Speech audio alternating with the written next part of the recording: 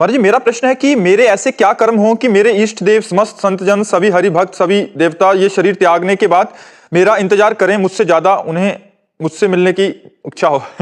चाहत तो बहुत जोर की है। खूब तपस्या और भजन, ब्रह्मचर्य रूपी तपस्या और नाम जप रूपी भजन, दो साधन पकड़ लो, सबसे ऊपर निकल जाओगे।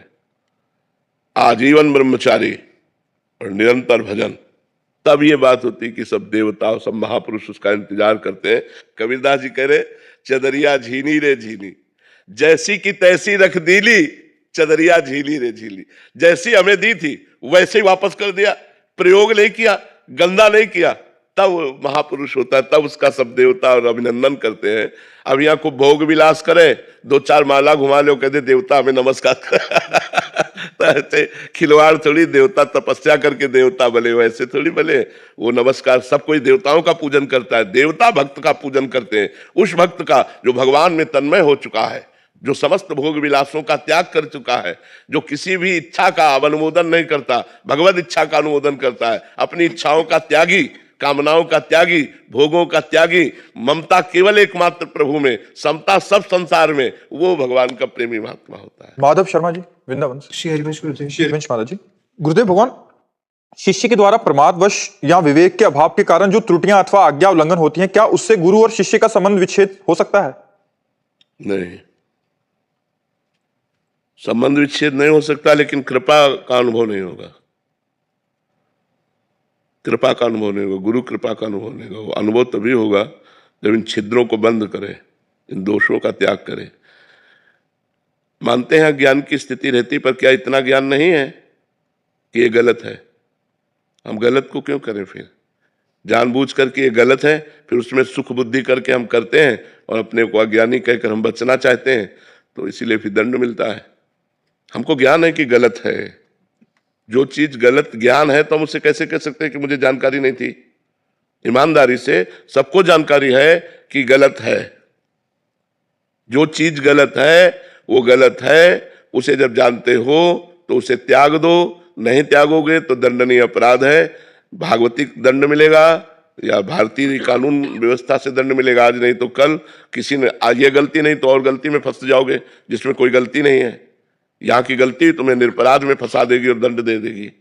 इसलिए गुरु शिष्य का संबंध तो भागवतिक है, वो जल्दी टूटने वाला नहीं। वो तभी टूटता है जब सीधे गुरु अवज्ञा हो जाए। अगर हमसे कुछ गलतियां होती हैं, कुछ त्रुटियां होती हैं, तो वो हमारे प्रमाद के कारण होती हैं। हमको ठीक करना चाहिए, हमको सुधारना चाहिए। यदि नहीं सुधारेंगे तो हमें गुरु कृपा का अनुभव नहीं होगा। गुरु कृपा का अनुभव ना होने के कारण हमारा मन विषयों में ही भटकेगा, भगवान की तरफ नहीं चल पाएगा। गीतांजलि जी, राधे राधे महाराज जी। महाराज जी, सामान्य जीव का जीवन प्रमाद एवं भोग से लिप्त रहता है। जब आप गुरुजनों और किशोरी जी का कृपा बल उसे अपनी ओर घसीटता है तो उसके जीवन में बहुत सारा बदलाव आने लगता है, जैसे बहुत कम सोना, जल्दी जगना, शादियां, किसी पारिवारिक कार्यक्रम में ना जाना, ना ही रुचि होना, कम भोजन, बाहर का ना खाना। और महाराज जी, इन आचरणों में पारिवारिक जनों जो इस बात को समझते नहीं है वो बहुत क्रोध होने लग जाते हैं। ऐसी परिस्थिति में हम खुद को कैसे दृढ़ रखें और कैसी नहीं, अपने को दृढ़ ही रखें। किसी के कहने से हम भ्रष्ट आचरण नहीं करेंगे, हम गंदा भोजन नहीं पाएंगे, गंदी आदतें नहीं स्वीकार करेंगे, चाहे वो कोई भी हो। जाके प्रिय न राम वैदेही, तजिए ताहि कोटि बैरी सम जद्यप परम सनेही। तजो पिता प्रहलाद, विभीषण बंधु, भरत महतारी, गुलुबल तजो कंत ब्रज बनितन भेमुद मंगलकारी। परमार्थ के लिए हम सबका त्याग कर सकते हैं। यदि कोई हमें जबरदस्ती भ्रष्ट आचरण कराना चाहे, भ्रष्ट भोजन पवाना चाहे, तो हम नहीं कर सकते। भले उससे संबंध टूट जाए, वो नाराज होता रहे, हम मौन रहेंगे, चुपचाप सुनेंगे, लेकिन करेंगे वही जो हमें परमार्थ में करना है।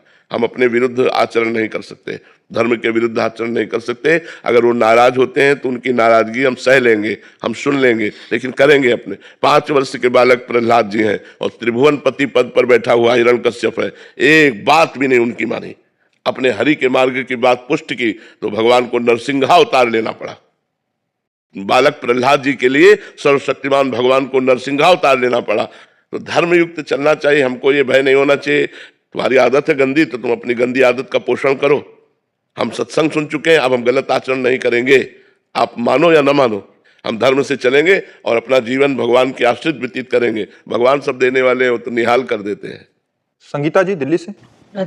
राधे राधे महाराज जी। महाराज जी, पिछले 2 वर्षों से हमारे माता पिता का देहांत होने पर हमने माता जी का वार्षिक श्राद्ध वैदिक पद्धति से संपन्न किया और अब पिताजी का प्रथम वार्षिक श्राद्ध करने जा रहे हैं। महाराज जी, आपका पूछना है कि जीवात्मा के कल्याण के लिए श्रीमद् भागवत जी का मूल पाठ करवाया, बट क्या एक बार कराना है या आगे भी कराते रहें आगामी वर्ष? अगर पैसा है तो करवाते रहिए तो मंगलमय है, लेकिन एक बार ही पर्याप्त है। एक बार के ही श्रीमद् भागवत के पाठ से जीव का कल्याण हो जाता है। जो मृत जीव है, जिसका शरीर छूट चुका है, वो जहां भी होगा उसका कल्याण हो जाएगा। श्राद्ध आदि जो आप कर रहे हैं सब उसके मंगल के लिए, और जहां भी होगा उसका मंगल होगा। आशीष पारिक जी। राधे राधे महाराज जी। महाराज जी, क्या वचन की शरणागति से हमें सहचरी भाव की प्राप्ति होगी अगर हम बुरे कर्म ना करें और अपने कर्तव्य कर्म का पालन करें? पर सहचरी भाव का मंत्र न होना चाहिए ना, नहीं तो स्वरूप का कैसे बोध होगा? सहचरी स्वरूप का बोध वो तो मंत्र कराएगा जो आचार्य परंपरा से आता है। वाचिक शरणागति से, भगवान नाम जप से, कुकर्मों के त्याग से आपका कल्याण हो जाएगा, लेकिन आप सहचरी थोड़ी बन जाएंगे।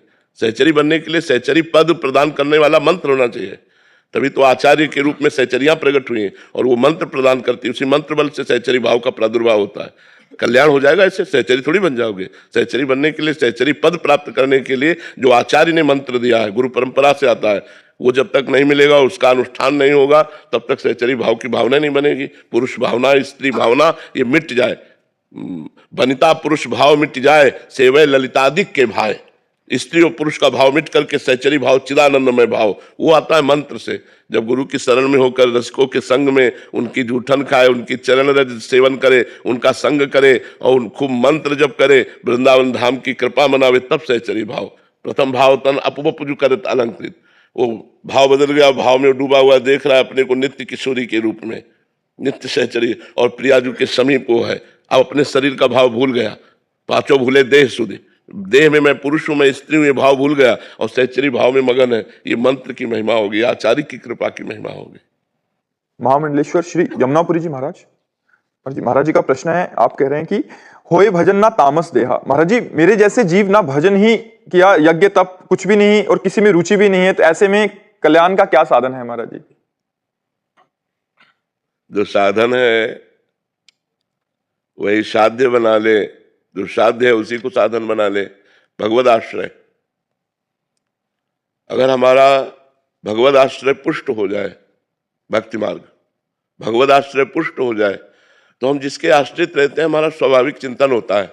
जैसे हम शरीर के आश्रित हैं इस समय, तो हमारा इंद्रिय विलास, मनोविलास, बुद्धि विलास यही चलता रहता है जागतिक सर्व में। वो समिट नहीं पाता है। अगर समिट के अपने देह भाव को त्याग सके तो उसे कुछ करने की फिर और जरूरत नहीं है। वो परमात्मा स्वरूप है। जो अपने स्वरूप को जान जाता है वो ब्रह्म स्वरूप हो जाता है, क्योंकि ब्रह्म स्वरूप ही है। कुछ करने की जरूरत नहीं है, बस जो किया है उसे त्यागने की जरूरत है। अपने से त्यागा गया है, वो उपरामता आ गई है, कुछ करने की इच्छा ही नहीं होती। हाँ, तो बस ठीक है। अब बस ये कुछ करने की इच्छा नहीं होनी चाहिए। कुछ भी, न सत ना सत, न सत ना सत, कुछ भी करने, क्योंकि हमारा जो स्वरूप है वो निष्क्रिय है। जब हम अपने स्वरूप में स्थित हो जाते हैं तो फिर होता है जो हो रहा है। वो गुणानुगुण वर्तन्ते मनुष्या पार्थ सर्वसा, स्वयं करता और भोक्ता भाव रहित हो जाने पर वो आत्मस्वरूप में स्थित महापुरुष मुक्तावस्था को प्राप्त हो जाता है। पर स्थिति यह है कि कुछ भी करने की इच्छा नहीं होनी चाहिए। जैसे एकांत में रखा हुआ दीपक, जो वायु प्रवाह रहित स्थान है, उस एकांत में रखा हुआ दीपक की लौ स्पंदन रहित रहती है। ऐसे अंतःकरण की स्थिति होनी चाहिए। बुद्धि, मन, चित्त, अहंकार चारों स्पंदन रहित। अहंकार में कोई कर्ता, सर्वारंभ परित्यागी, किसी भी कार्य का संकल्प नहीं मन में, अहंकार की कोई स्फुरणा नहीं, बुद्धि का एकमात्र आत्मनिश्चय, चित्त का चिंतन रहित हो जाना। चित्त का चिंतन रहित हो जाना ये अपने स्वरूप में स्थित महापुरुष के लक्षण है। क्योंकि स्वरूप को कोई सुधारना नहीं, सुधारना अंतःकरण को है।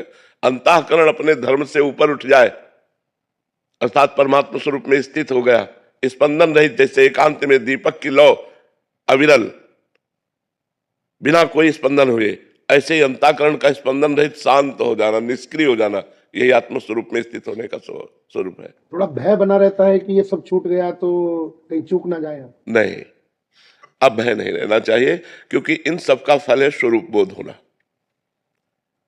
स्वरूप बोध होना, इन सब का फल है। अगर भय है तो अभी सबका बल नहीं। ये बात ध्यान रखना है।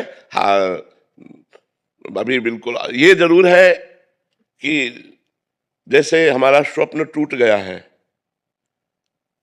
पर हम जगकर उस स्वप्न के आभास में खोए रहते हैं।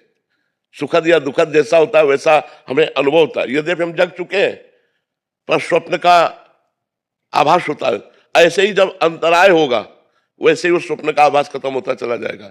ऐसे ही यद्यपि हमें आत्मस्वरूप का पर अंतराय माया का जितना समय होता चला जाएगा उतनी गाढ़ अवस्था स्वरूप की प्राप्त होती चली जाएगी और हम निर्भय होते चले जाएंगे। किसमें क्रिया करना है? जब स्वरूप को कुछ चाहिए नहीं, वो मुक्त है ही, उसे मोक्ष चाहिए ही नहीं और उसे आज तक कोई बांध पाया नहीं, हम स्वयं बंध गए हैं, तो हम सब छोड़ रहे हैं। बस हमको जीवन भर ये याद रखना है कि माता बहनों का संसर्ग ना होने पावे, कंचन का संग्रह ना होने पावे और शरीर की मान प्रतिष्ठा अपनी प्रतिष्ठा ना समझी जाए। अगर इन तीन बातों से हम सावधान रहे तो हमारा जो स्वरूप बोध है वो प्रकाशित हो जाएगा। भजन हो या ना हो, माताओं बहनों से संसर्ग न रखे। जो कंचन संग्रह करेगा उसका चिंतन फंस जाएगा, जो मान प्रतिष्ठा में सुख लेगा उसका देहाभिमान पुष्ट हो जाएगा, तो आत्मबोध की तरफ से वो फिसल जाएगा। आत्मज्ञान होना और आत्मबोध होना दोनों में बहुत बड़ा अंतर है। एक हलवा की प्रक्रिया बनाना सीख लेना और एक बना के खा लेना। आत्मबोध है बना के खा लेना, और प्रवचन करना अलग चीज है और स्वरूप बोध होना अलग चीज है। तो जब हम स्वरूप की तरफ चल रहे तो हमें ये तीन चीजें जीवन भर दूर रखनी है, कंचन, कामिनी और कीर्ति। मान प्रतिष्ठा से शरीर को बचाना है कि कहीं पुनः देहाभिमान न जागृत हो जाए, और शरीर का संयोग किसी इंद्रियों का संयोग, क्योंकि हम विरक्त मार्ग के प्रतीक हैं, भोगों से ना हो जाए, असत भोगों से ना हो जाए, और कहीं हमारा चिंतन अर्थ न घसीटने लगे। अर्थ अनर्थ का कारण है। और जैसे सांप चूहे के बनाए हुए बिलों में घुसकर अपना समय व्यतीत किया फिर चल दिया, ऐसी स्थिति रहे। कहीं भी किसी मठ मंदिर में अपना गुजारा किया, रात्रि गुजारी, 2-4 दिन गुजारे, फिर चल दिया, फिर कहीं ऐसा जीवन हो तो वो परमहंस स्थिति को प्राप्त हो जाएगा। जी। रविंद्र मणि त्रिपाठी जी। राधे राधे महाराज। राधे राधे महाराज जी। महाराज जी, अनुशासन में रहना, समय पर जप ध्यान करना, इस हेतु कुछ उपाय है क्या? गृहस्थी में तो बहुत कठिनता है। गृहस्थी में तो परिवार है।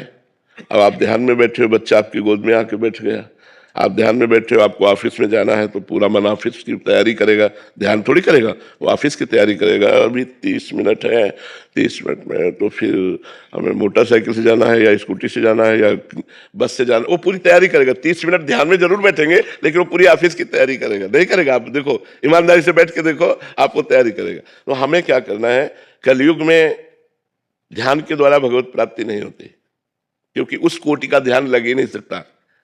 कृतयुगे ध्यायते विष्णु, त्रेतायाम यजते मखई, द्वापरे परिचर्यायाम कलो तद्धर कीर्तनात्। ध्यान के द्वारा सतयुग में, यज्ञ के द्वारा त्रेता में, पूजा के द्वारा द्वापर में, और नाम जप के द्वारा कलयुग में भगवत प्राप्ति होती। हमारा मन भी जा रहा है लेकिन राधा राधा राधा राधा, कृष्ण कृष्ण कृष्ण कृष्ण, शिव शिव शिव शिव, राम राम राम राम राम राम राम, ये भगवत प्राप्ति करा देगा। हमें लगता है इसमें लगो। युग धर्म के अनुसार जो हमें साधन बताया गया है, इसलिए हम सबको नाम जप की प्रेरणा करते हैं। महाराज जी, नाम जप में प्रीति कैसे बढ़े? नाम जप से ही प्रीति नाम जप में बढ़ेगी, दूसरा कोई उपाय नहीं है। नाम जप का ही हम अभ्यास बढ़ाते चले जाए। अब प्रीति, आप कितने मिनट नाम जप करते हैं? 2 माला कर लिया महाराज, 3 माला कर लिया। बहुत छोटी बात कर रहे हो, बहुत छोटी बात कर रहे हो। ऐसा नहीं यार, 24 घंटे में 24 मिनट तुम परमात्मा को नहीं दे सकते, 24 मिनट नहीं दे सकते। यही गुरु की जरूरत होती है कि अगर शिष्य, मान लो शिष्य भाव से, तो फिर आवेश में डांटा जाता है। परमात्मा ने पूरा सब कुछ तुम्हें दिया, तुम 24 मिनट नहीं दे सकते कि एकांत में बैठ करके हम एक घड़ी शांति से भगवान का चिंतन कर रहे हैं। 24 मिनट एक घड़ी होती है, 24 दूनी 48। कम से कम कहा गया कि घड़ी 2 घड़ी बैठ कर तो भजन करो, तो 24 मिनट तो भजन करो। 24 मिनट भजन करो तो हमें लगता है लगभग 10-12 माला तो हो ही जाएगा।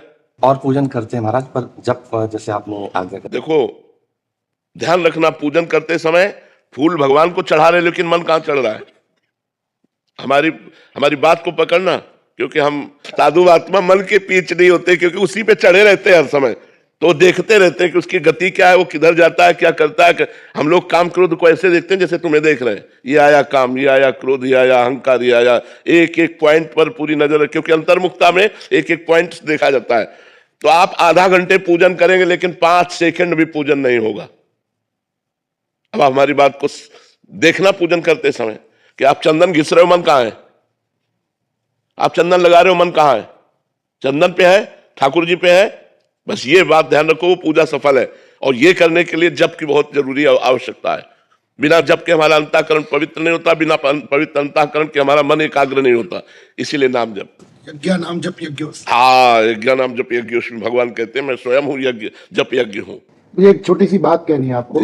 आज से करीब 25-26 वर्ष पहले मैं गुजरात कथा करने गया, तो स्वामी जी ने पूछा कि आप दक्षिणा क्या लेंगे। मैंने कहा कथा तो हो गई, अब जो देना है दे दो। बोले नहीं नहीं, जो आप देंगे वही, जो आप कहेंगे वही दे देंगे।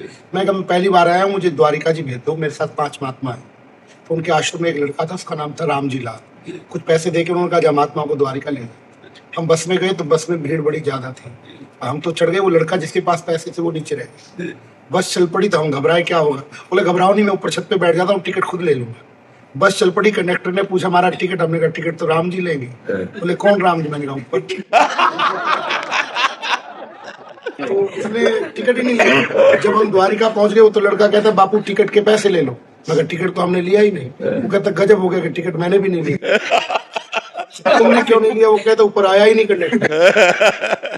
उसने पूछा आप तो अंदर बैठे तो आप कैसे पहुंच गए? आपसे तो टिकट पूछा होगा। मगर पूछा था, मैंने बोल दिया टिकट राम जी लेंगे। कौन? बोले ऊपर। वो तो जो साधु आत्मा है भगवान, वो तो असली भगवान राम समझ गया। मैं अपनी गद्दी से उठा और उस लड़के के पाँव छू ली।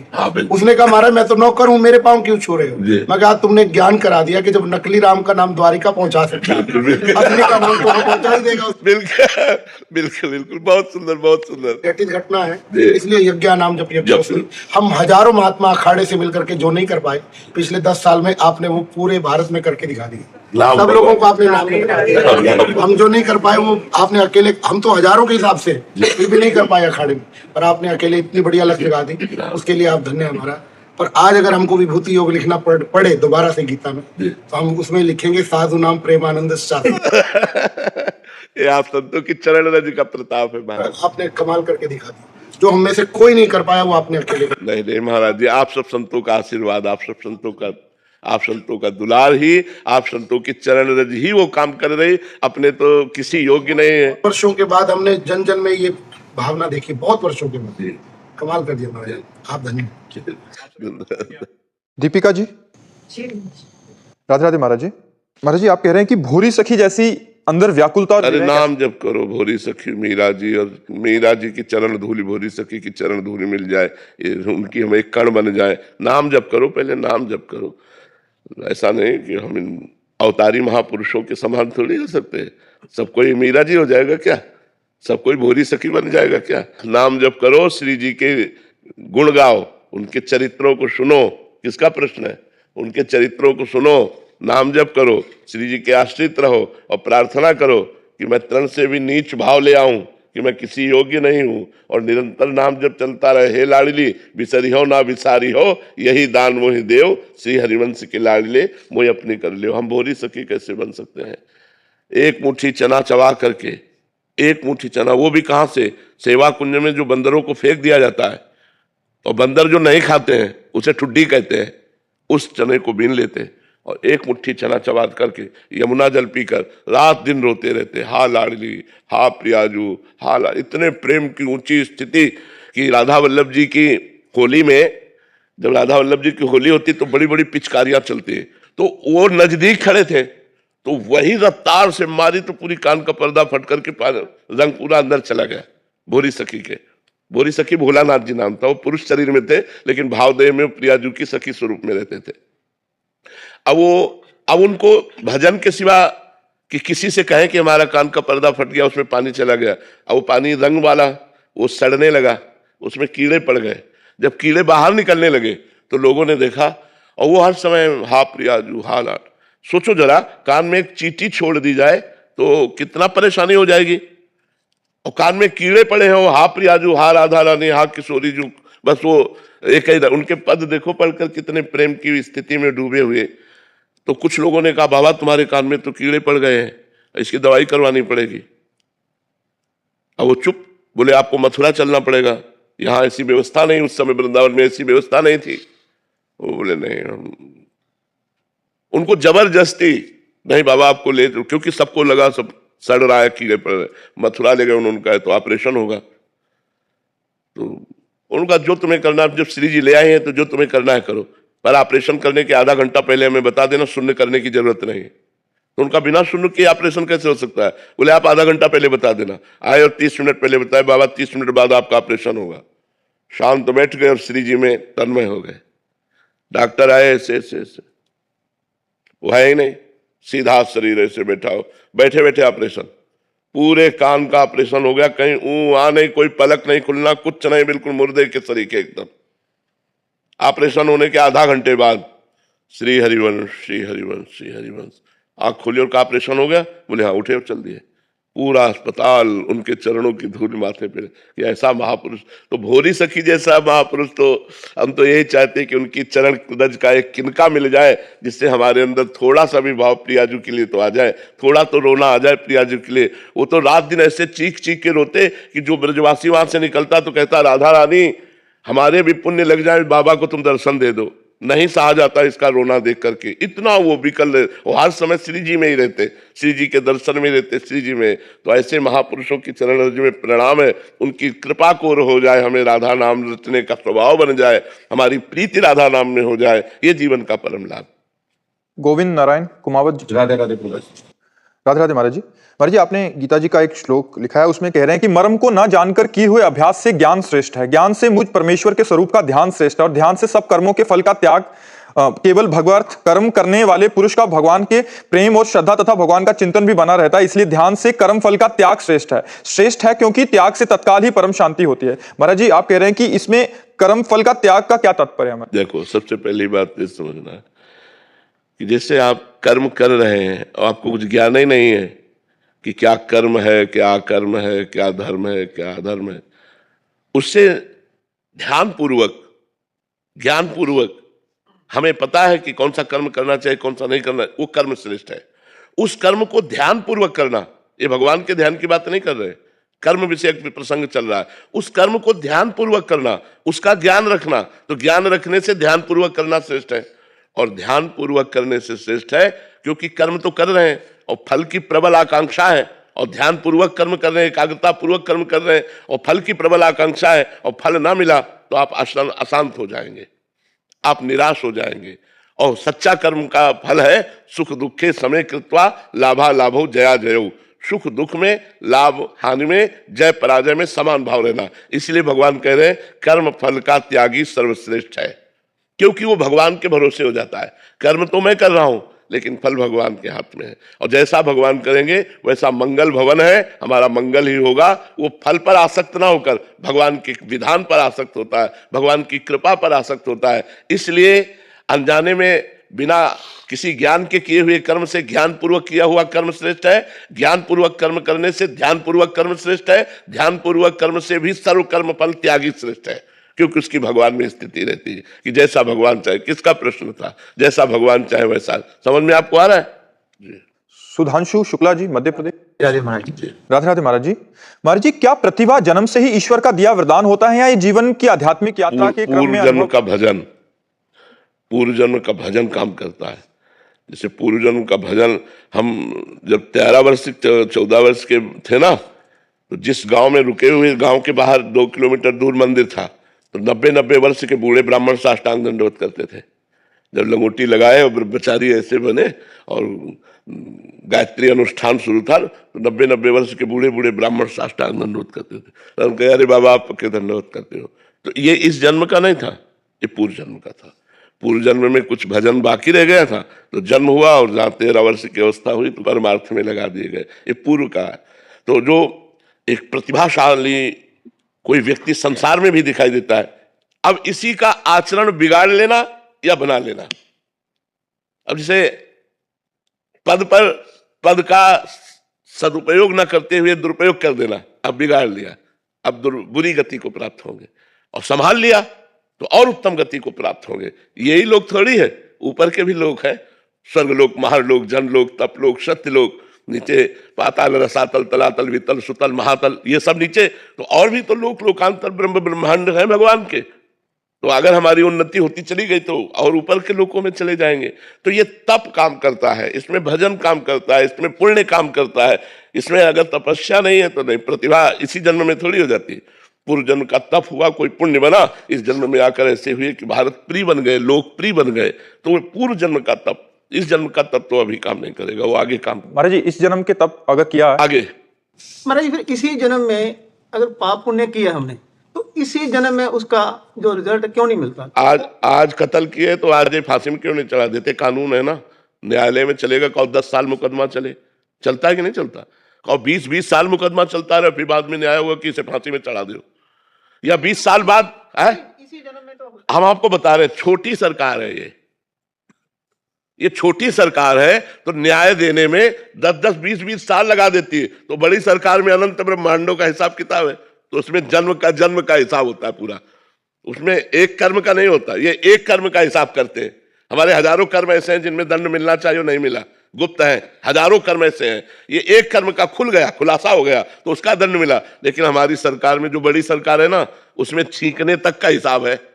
आपने कहां छींका, आपने अंगुली उठाई तो क्यों उठाई, इस तक का हिसाब है। एक एक सेकेंड का हिसाब होगा। तो थोड़ा बड़ा न्यायाधीश है, बड़ी अदालत है, पर उसमें जब न्याय होता है तो बिल्कुल 2 टूक का न्याय होता है। उसमें न वकालत की जरूरत है और न किसी घूस की जरूरत है। वो न्याय ऐसा होता है कि अब जैसे बचपन से हम बाबा जी हैं,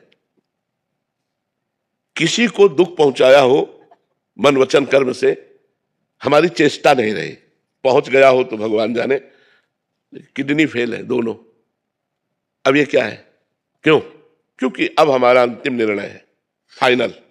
तो फाइनल में जितना भी हमारा पाप का हिसाब है वो हमें भुगवाया जाएगा थोड़ा थोड़ा करके, और बस अंत, अब फाइनल में जय, भगवान के पास पहुंच गए, काम खत्म। तो वो भुगवाया। रामकृष्ण परमहंस जी साक्षात काली से बात करते थे जैसे हम आपसे बात करते हैं, लेकिन उनके गले में कैंसर, क्यों? क्योंकि प्रारब्ध भोग, पूर्व का पाप कर्म ऐसा। तो बख्शता किसी को नहीं है, प्रारब्ध भोग भोगना पड़ता है। अब ये चूंकि लंबी अदालत है, इसलिए उचित तो ऐसे ही लगता है, अच्छा तो यही लगता है कि आज इसने ये किया तो उसका दंड मिला, लेकिन ऐसा नहीं है। यहां भी नहीं है कि आज का अपराध तुरंत आपको दंड दिया जाए, उसके लिए प्रोसेस है। तो ये छोटी अदालत एक मृत्यु लोक के, भारत देश की अदालत है, पूरे मृत्यु लोक की अदालत नहीं है ये। एक लोक मृत्यु लोक है, उसकी भी अदालत नहीं है ये तो केवल भारत देश की अदालत हो। भारत देश में भी अलग अलग प्रांतों की अदालत है, अलग अलग प्रदेशों की अदालत है, और अनंत ब्रह्मांडों का स्वामी है वो, अनंत सृष्टि है, और सबका न्यायाधीश वही एक अकेला है।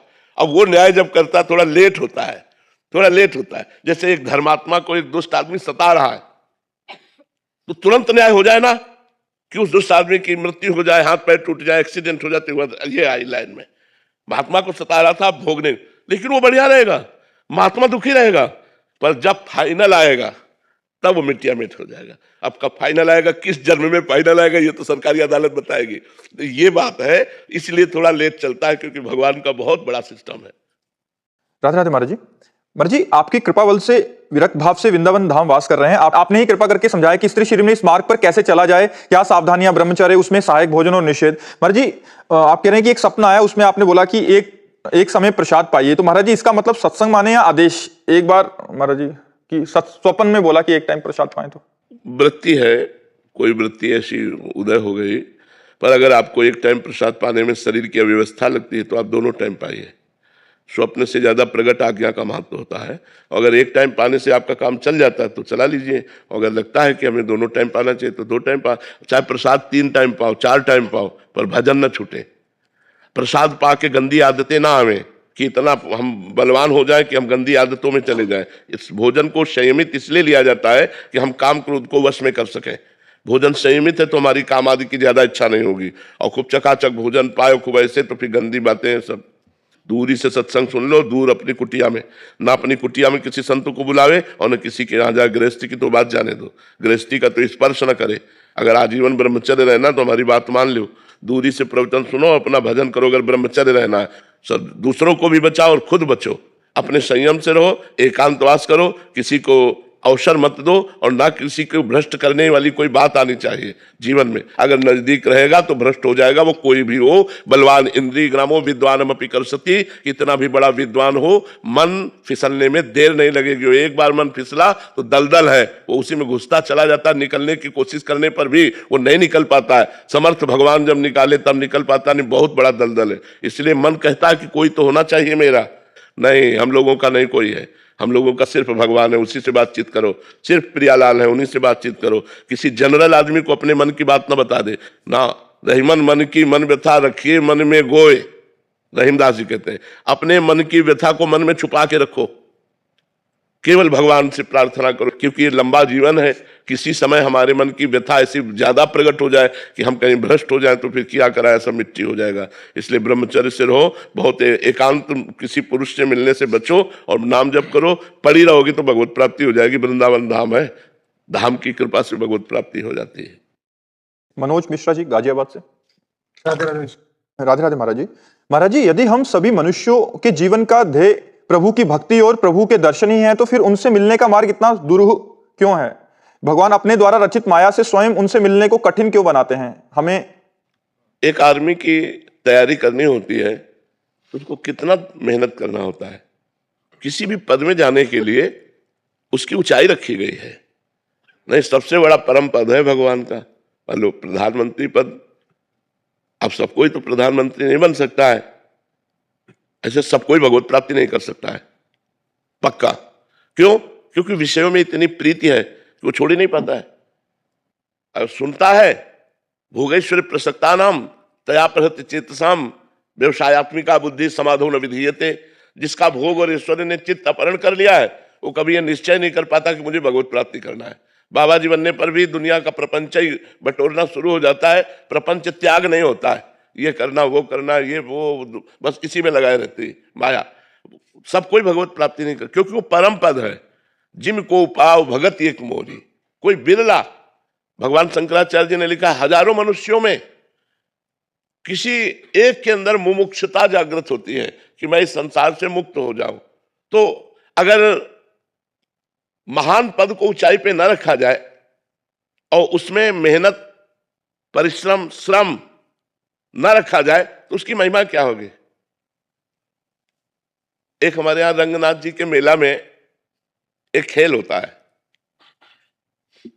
एक लगभग 20-25 हाथ लंबा खंभा गाड़ा जाता है और उसके ऊपर लाखों की सामग्री टांगी जाती है और मनुष्य शरीर के ऊपर ही चढ़ करके वहां जाना होता है और दोनों तरफ सीढ़ियों से घी और दही की धार डाली जाती है मनुष्य शरीर के ऊपर। अब आप देखो, बिल्कुल ऐसे ही परमात्मा प्राप्ति के लिए है। ऊंचाई पर जो लक्ष्य है उसमें लाखों की सामग्री है, उसमें स्वर्ण भी होता है, उसमें मेवा भी होती है, उसमें रुपया भी होता है, बहुत चीजें होती है, लाखों की सामग्री होती है। 1 लाख नहीं, लाखों की सामग्री होती है। अब बड़े बड़े पहलवान हमने देखा है चढ़ते हैं, अब उधर तेल धारा, घी धारा, दही धारा डाली जाती है। अरे यार, जब देना ही है तो इतना विघ्न क्यों डाल रहे हो? अब मनुष्य शरीर में केवल लंगोट पहने, कोई कपड़ा नहीं। अब जब तेल और घी पड़ेगा तो फिसलेगा कि नहीं फिसलेगा? वो 10वें बार फिसल के आते हैं चढ़ते चढ़ते, और वो बराबर जैसे जैसे वो चढ़ते जाते हैं वैसे वैसे तेल घी डालते जाते हैं। अब जब उनमें से 10 बार 11 बार गिरे और जब चढ़ के जाते हैं तो पूरी समाज तालियां बजाती है और वो उठा करके अपना लक्ष्य चूमते। आया आनंद कि नहीं आया आनंद? अगर ऐसे ही किसी को दे दे तो क्या आनंद आया? वो आनंद आया जब इतना श्रम किया, तब उस लक्ष्य को समझ पाए कि हाँ भाई ऐसे। तो भगवत प्राप्ति में बिल्कुल यही क्रिया है। एक माया का बरसात कर देते हैं भगवान। चढ़ो, फिसलना नहीं है, फिसलना नहीं, चढ़ो, इस ऊर्ध्वगामी हो। भगवान ऊर्ध्व है, ऊर्ध्वमूलम मधाशाखा मस्तत्तम प्राहुरभ्यम। तो ऊर्ध्व की तरफ, विषय अधा है, विषय अधा पतन है, वो ऐसे है और भगवान का ऐसे है। और जब ऐसे चढ़ना शुरू करते हैं तो भगवान भोगों की बारिश कर देते हैं, फिसलन की।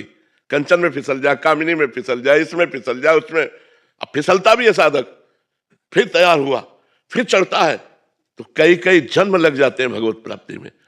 जैसे किसी को अभी भगवत प्राप्ति हो गई, जन्म लेते ही 2-4 वर्ष साधना की, तो आज से नहीं लगा, वो कई जन्मों से वो लगा हुआ है, तब वो जाकर भगवत प्राप्ति होती है। तो इसीलिए दुर्लभ, दुर्लभता में आनंद है कि सुलभता में? तो भगवान ने माया का घूंघट काट लिया, है सबके बीच में, सर्वत्र है, लेकिन माया का आवरण डाल लिया। अब इसीलिए भगवान की तरफ या तो कोई चल ही नहीं पाता, और कोई चलता है तो बड़ी कठिनता रख दी गई, और जो पार कर गया तो जयति जयति जग उच्चर है, सतरति सतरति सा लोकान तारयति, वो स्वयं तर जाता है, स्वयं तर जाता है, लोक के लोक को पावन कर सकता है, तभी जगत बंदनी वो महात्मा हो जाता है। संगस्त दुर्लभ हो, उसका दर्शन, उसका संग, उसका स्पर्श दुर्लभ बताया गया है जो भगवत प्राप्त महात्मा है। तो भगवत प्राप्ति इसलिए ऐसे गोल पे रखी गई इतनी कठिनता पे रखी गई है कि अगर आप पार कर लो तो फिर वो प्राप्त हो जाएगी। कठिनता है। अच्छा, कठिनता क्या है? हमारी कमजोरी, हम इंद्रियों के भोगों में फंस गए, हम स्वयं, बस उनका त्याग करना ही कठिनता है। अगर इंद्रियों के भोगों को त्याग कर दो तो परमात्मा आपके हृदय में है, बिना किसी साधन के स्फुरित होने लगे। हम बहिर्मुख हैं, इंद्रिय भोगों में मस्त हैं, नाना प्रकार की भोग विलासिता माया में उन्मत्त हो रहे हैं, इसलिए वो परमात्मा गुप्त हृदय में बैठा हुआ है। और आज हम भजन बल से इंद्रिय विलासिता को रोक दें तो वो स्फुरित हो जाए। वो स्फुरित हो रहे हैं, वो हमारे समीप ही, बिल्कुल इतने समीप है कि उनसे समीप कोई है ही नहीं। और सही पूछो तो समीपता भी दर्पण की भांति वर्णन है कि हाँ, दर्पण की भांति वर्णन है कि दर्पण है बीच में तो प्रतिबिंब दिखाई दे रहा, दो लग रहे, दर्पण खींच दो तो एक ही बचा। ऐसे ही ये जो अंतःकरण रूपी दर्पण है ये शांत हो जाए तो एक ही बचा, ब्रह्मविद ब्रह्म भवति, ब्रह्मविद ब्रह्म जानत तुम्हें तुम्हें हो जाए। इसीलिए भाई कठिनता पे रखा गया है। अगर सहज हो जाए तो फिर उसका महत्व क्या हो जाए। तो इसलिए भगवान ने माया का आवरण डाल करके बैठे हुए हैं कि आप माया, और देखो सुविधा भी दे दी, भगवान के मार्ग बताने वाले शास्त्र, भगवान के मार्ग बताने वाले संत, और क्षमा भी कर दिया। हजारों अपराध हो जाए तो क्षमा, मान लो हजारों बार गिर जाओ तो क्षमा, चलो आगे बढ़ो भगवान के मार्ग को। तो प्राप्त करना कौन? ईमानदारी से सोचो, क्या हमारे हृदय में जलन हो रही है कि भगवान की प्राप्ति के बिना हमारा आज का भी दिन गया? आप विचार करके देखो। जैसे हमें भूख लगी हो तो केवल भोजन की खोज होने लगेगी, प्यास लगी हो तो पानी की खोज होने लगी। क्या ऐसी परमात्मा की खोज हो रही? नहीं हो रही। हम राजी हैं खा पी करके मौज मस्ती से ऐसे दो चार माला घुमा लिए, सत्संग सुन लिए, इस तरह का जीवन हम व्यतीत कर रहे हैं। ना कि हमारे अंदर ऐसा है, ना खान पान ते भावे है, ना कोमल वसन सुहावे है, सब विषय लगे ते खारा है, हरियासिक का मग न्यारा है, केवल मुझे भगवत प्राप्ति चाहिए, ऐसा तो नहीं है ना। हाँ, तो इसीलिए भगवत प्राप्ति दुर्लभ है, नहीं तो भगवत प्राप्ति सुलभ है। क्या कठिनता है? भगवान मेरे हैं। कठिनता हमको इसलिए लग रही है कि हमने विषयों में अपने मन को दे रखा है। अब वो मन विषयों से हट जाए और भगवान में लग जाए, बस हो गया, इतनी बात है। अब हटाने में जन्म के जन्म लग जाते हैं और इसी जन्म में भी हटा दो। अब हटाने की सामर्थ्य भगवान के नाम बल से आएगी, गुरु पूजा से आएगी, गुरु उपदेश से आएगी, गुरु कृपा से आएगी। तो माया का ऐसे पर्दा हटा और भगवान का साक्षात्कार हुआ। भगवान दुर्लभ मिलना नहीं, कठिन है माया का त्याग करना। जहां विषयों में फंसे उनका त्याग करना कठिन है। वही कठिनता हमें भगवान की प्राप्ति में कठिनता दिखाई दे रही है।